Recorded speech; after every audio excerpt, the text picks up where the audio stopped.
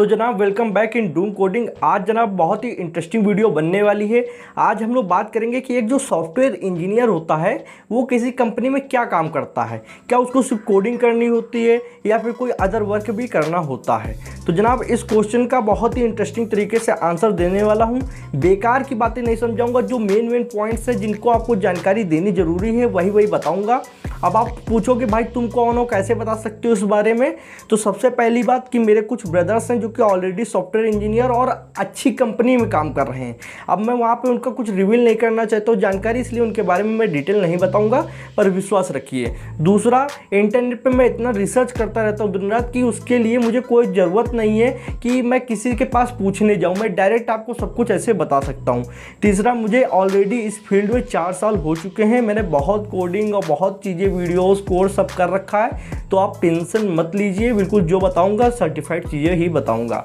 सबसे पहली बात होती है कि देखिए, आप ये कहें कि सिर्फ कोडिंग ही की जाती है, ऐसा नहीं होता है। कोडिंग के अलावा भी बहुत से काम होते हैं। आप अगर अच्छी कंपनी में जाते हो, मैं छोटी मोटी कंपनी की यहाँ पे बात नहीं कर रहा हूँ, आप किसी हायर लेवल कंपनी में जाते हो तो वहाँ पे आपको एंजॉय करने को भी मिलेगा। आप दिन में कॉफ़ी भी पी सकते हो, आप गेम्स भी खेल सकते हो, आपको कहीं ट्रैवल भी करना हो सकता है, या फिर आप कम्युनिकेशन भी कर सकते हो, बात भी करना होता है लोगों से, मीटिंग भी अटेंड करनी होती है।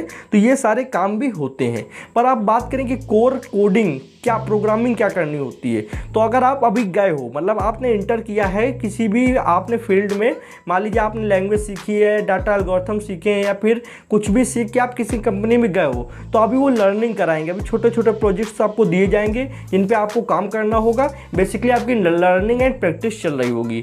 अब जब कम से कम कुछ 6 महीने या 1 साल का एक्सपीरियंस हो जाएगा तो आपको प्रोजेक्ट्स मिलेंगे। अब वो प्रोजेक्ट्स क्या होते हैं, जैसे कि मान लीजिए कोई वेबसाइट बनवा रहा है किसी कंपनी के अंदर, तो यहाँ पे उसको डिवाइड किया जाएगा काफ़ी सारे पार्ट्स में। मान लीजिए 2 पार्ट्स बटे हैं, front end and back and. अब फ्रंट एंड में डिजाइनिंग कोई और करेगा, बाकी का काम कोई और करेगा। एपीआई बनानी है तो वो कोई और बनाएगा, बैक एंड कोई और संभालेगा।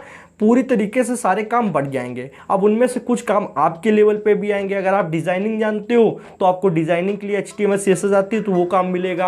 आप API बनाना जानते हो, मतलब प्रोग्रामिंग जानते हो, तो वो काम आपको मिल जाएगा। तो आपकी फील्ड के हिसाब से वो काम आपको मिल जाएगा। अब आपको वो कोडिंग करनी होगी, उससे वो चीज़ बनानी होगी।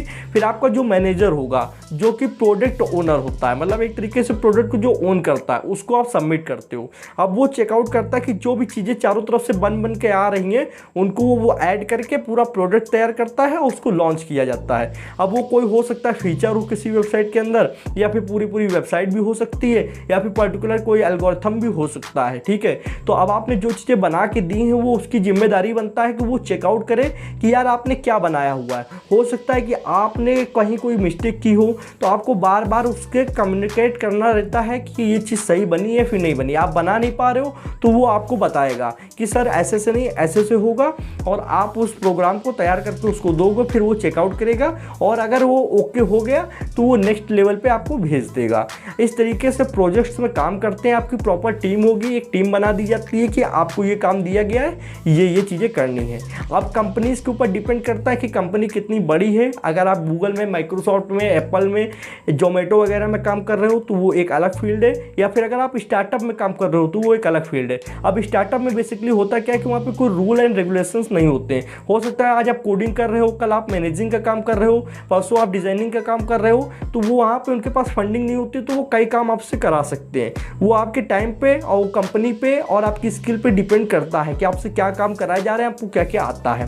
पर अगर आप बड़ी कंपनी में हो तो वहाँ पे काफ़ी रूल्स एंड रेगुलेशंस होते हैं और आपको काफ़ी ज़्यादा सुविधाएं दी जाती है कि आपको जो काम आपका होगा सिर्फ वही कराया जाएगा, एक्स्ट्रा कोई आपके ऊपर लोड नहीं दिया जाएगा। और आपको टाइम भी उस हिसाब से देते हैं कि इस टाइम के अंदर आपको आराम से कंप्लीट करके देना है। कोई भी प्रॉब्लम नहीं है। अगर कोई प्रॉब्लम आती है तो आप अपने मैनेजर से, टीम के जो लीडर होता है उससे बात करके उसको सॉल्व करा सकते हो। और आपको हर चीज़ उपलब्ध कराई जाती है। आपको चाहे अच्छा सा मैकबुक, लैपटॉप, कुछ भी चाहिए आपको दिया जाएगा।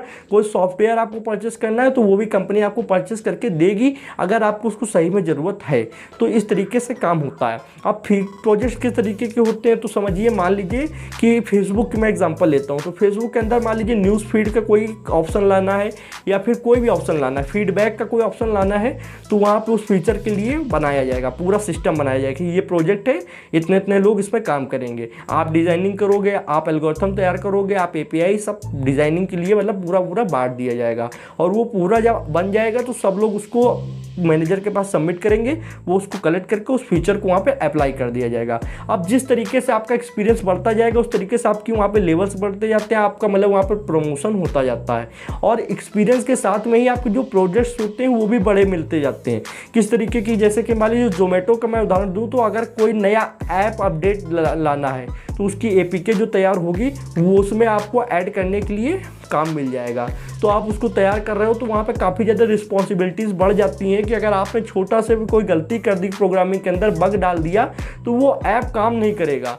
मान लीजिए कोई भी वेबसाइट है, मान लीजिए आपने कोई सोशल मीडिया वेबसाइट बनाई और आपने कोई ऐसी गलती कर दी जिससे कोई लॉगिन नहीं कर पा रहा है, तो सोचिए एक दिन के अंदर कितना ज़्यादा उनको लॉस हो जाएगा उस जगह पे कि उनके यूज़र्स उनकी वेबसाइट पे लॉगिन नहीं कर पा रहे हैं और उसको यूज़ नहीं कर पा रहे हैं। तो वहाँ पर टाइम के साथ आपकी रिस्पॉन्सिबिलिटी बढ़ती जाती है कि आप उस चीज़ को बिल्कुल सही करके दो, और ये काम जब ही मिलते हैं जब आप टाइम के साथ इवॉल्व होते जाते हो और एक तरीके से आपके पास एक्सपीरियंस होता है। निम्नतम 1 साल या उससे ऊपर का एक्सपीरियंस जब होगा तभी आपको ऐसे पावरफुल प्रोजेक्ट्स मिलेंगे जहाँ पे आपको रिस्पॉन्सिबिलिटी ज़्यादा देनी पड़ती है।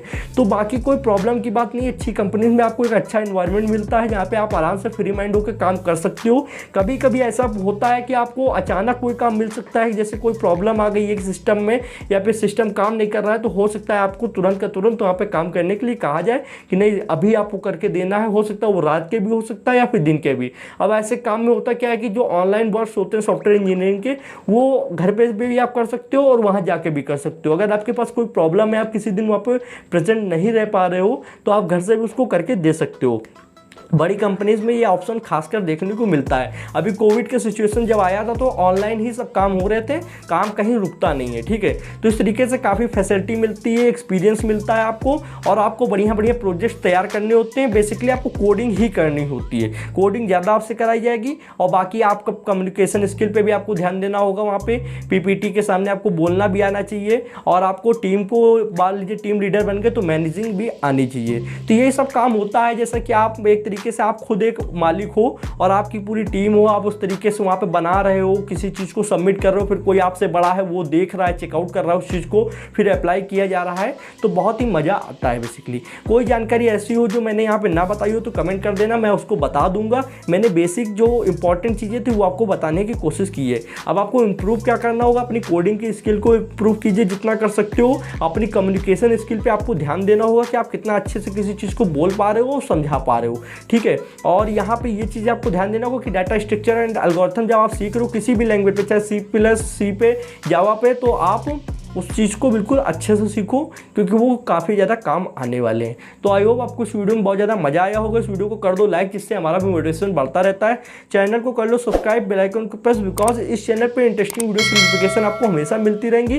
कोडिंग रिलेटेड वीडियोज़ आएंगे, अभी कोर्स तैयार हो रहे हैं। मैंने आपको जैसा बताया था कि 10 दिन बाद से HTML का कोर्स स्टार्ट हो जाएगा। तो चलिए अपनी वीडियो को यहीं पर विराम देते हैं। आज की वीडियो में इतना ही था। Thanks for watching friend. जय हिंद, जय भारत।